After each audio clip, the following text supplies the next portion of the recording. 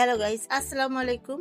আজকে আপনাদের তৈরি করে দেখাবো মোরগ পোলাও। মোরগ পোলাও তৈরি করতে যা যা লাগবে, প্রথমে দিতে হবে পেঁয়াজ কুচি।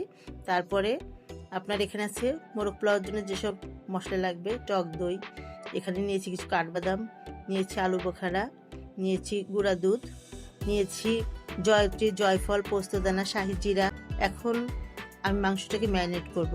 মাংসটাকে সুন্দর করে ধুয়ে পরিষ্কার করে নিতে হবে। এখানে আমি নিয়েছি পাকিস্তানি মুরগি 4 পিস করে নিয়েছি টক দই, নিয়েছি লবণ এবং টমেটো সস। এটা দিয়ে সুন্দর করে মেখে নিতে হবে।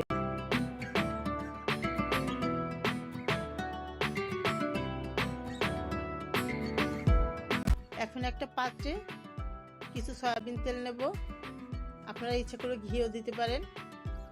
এখন নিচ্ছি পেঁয়াজটাকে ভেজে নিতে হবে।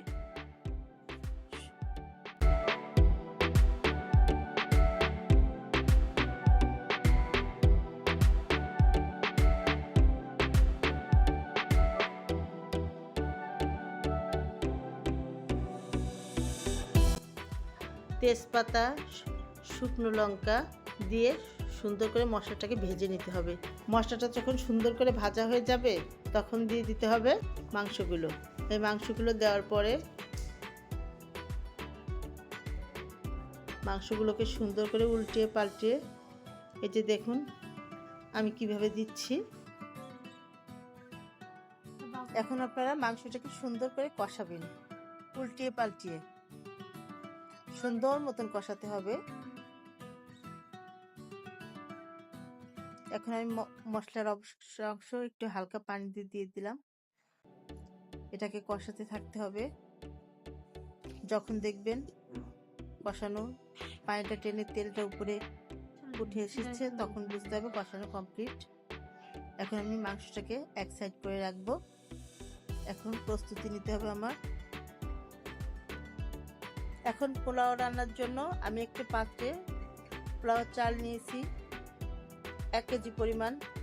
চাউলটাকে আমি সুন্দর করে 3-4টা ধোয়া, যতক্ষণ না সাদা পানি বের হয় তখন আমি আধা ঘন্টা ভিজিয়ে রেখেছি। এরপর একটা পাত্রে নিয়ে নিলাম পেঁয়াজ কুচি। পেঁয়াজটাকে ভেজে নিতে হবে। দিয়ে দিতে হবে দারুচিনি,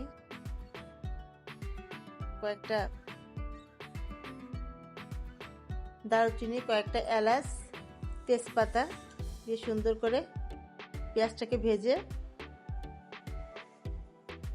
যখন পেঁয়াজটা বাদামি কালার হয়ে আসবে, এখন এই পর্যায়ে দিয়ে দেব আমি পোলাওর চাল। পোলাওর চালটাকে আমি পানি ঝরিয়ে রেখেছিলাম আধা ঘন্টা ভিজিয়ে। এখন পোলাওর চালটাকে আমি পাত্রে দিয়ে দিলাম। এখন আমি সুন্দর করে চালটাকে কষিয়ে নিয়েছি যতক্ষণ না সুন্দর করে ভাজা ভাজা হয়ে যায়।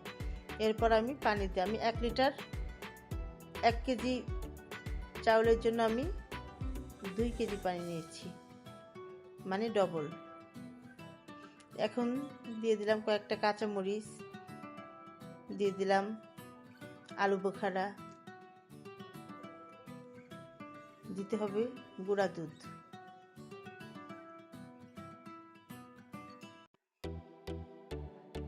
দিয়ে দিলাম। দেওয়ার পরে কিছুক্ষণ নেড়ে ঢাকনা দিয়ে ঢেকে দিতে হবে যতক্ষণ না রান্নাটা করা হয়। এখন হালকা প্রায় পানি শুকিয়ে যাবে। এই পর্যায়ে অর্ধেকটা পরিমাণে পোলাও আমি উঠিয়ে রাখবো। এবার সুন্দর করে চাউলটাকে রাইসটাকে ছড়িয়ে এবার দিয়ে দেবো মাংসর অর্ধেক পরিমাণ দিয়ে ছড়িয়ে দিতে হবে। এরপর বাকি অর্ধেক রাইস দিয়ে দেবো। রাইস দিয়ে আমার হয়ে গেলে এরপর আমার যে অবশিষ্ট মাংসটা ছিল ওটা উপরে সুন্দর করে দিয়ে ঢেকে দিতে হবে। ঢেকে দিয়ে কিছুক্ষণ দমে দিলে, হালকা করে জাল দিয়ে কিছুক্ষণ দমে দিলে আমার রান্না করা কমপ্লিট। আমার ভিডিও প্রায় শেষ। আপনাদের যদি আমার ভিডিওটা ভালো লাগে, লাইক, কমেন্ট, শেয়ার করবেন প্লিজ। এই যে